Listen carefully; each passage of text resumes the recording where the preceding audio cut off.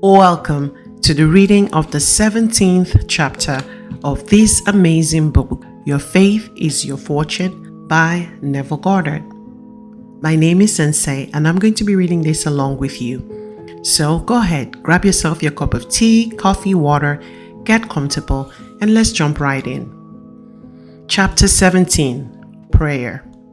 And the Bible references are from Matthew 6:6, and it says, "When thou prayest, enter into thy closet, and when thou hast shut the door, pray to thy Father which is in secret, and thy Father which is in secret shall reward thee openly." Mark 11:24. What things soever you desire, when you pray, believe that you receive them, and you shall have them.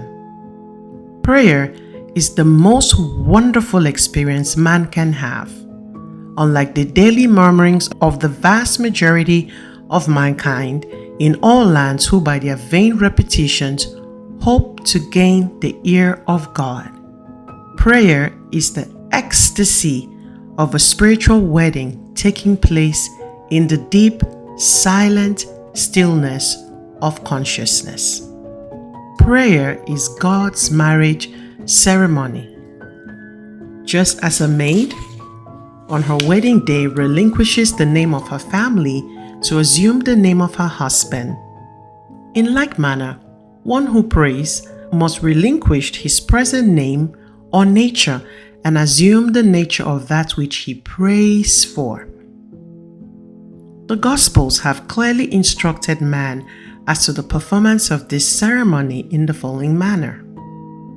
When you pray, go within in secret and shut the door, and your Father who sees in secret will reward you openly. That is in Matthew 6:6. The going within is the entering of the bridal chamber. Just as no one but the bride and groom are permitted to enter so holy a room as the bridal suite on the night of the wedding ceremony, likewise no one but the one who prays, and that for which he prays, are permitted to enter the holy hour of prayer. As the bride and groom, on entering the bridal suite, securely shut the door against the outside world, so too must the one who enters the holy hour of prayer close the door of the senses and entirely shut out the world around about him. This is accomplished by taking the attention away from all things other than that with which you are now in love, the thing desired. The second phase of this spiritual ceremony is defined in these words: when you pray, believe that you receive, and you shall receive. As you joyfully contemplate being and possessing that which you desire to be and to have, you have taken this second step and are therefore spiritually performing the acts of marriage and generation. Your receptive attitude of mind while praying or contemplating can be likened to a bride or womb, for it is that aspect of mind which receives the impressions. That which you contemplate being is the groom, for it is the name or nature you assume, and therefore is that which leaves its impregnation. So one dies to maidenhood or present nature as one assumes the name and nature of the impregnation. Lost in contemplation and having assumed the name and nature of the thing contemplated, your whole being thrills with the joy of being it.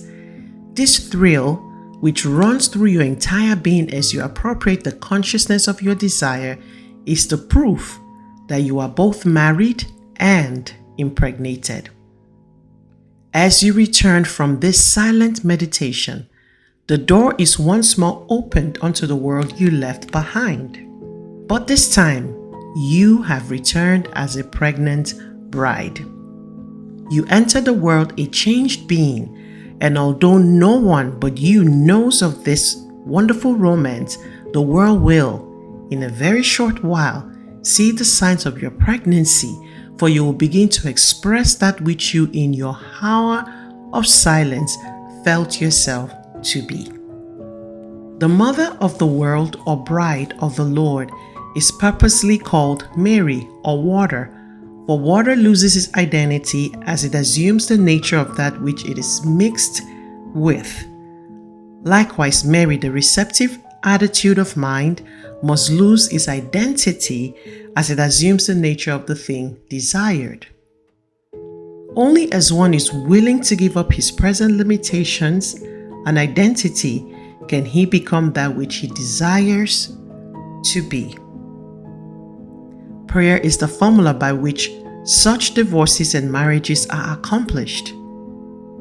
Two shall agree as touching anything, and it shall be established on earth.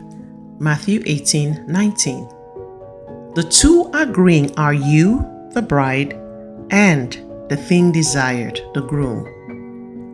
As this agreement is accomplished, a son bearing witness of this union will be born. You begin to express and possess that which you are conscious of being. Praying, then, is recognizing yourself to be that which you desire to be, rather than begging God for that which you desire.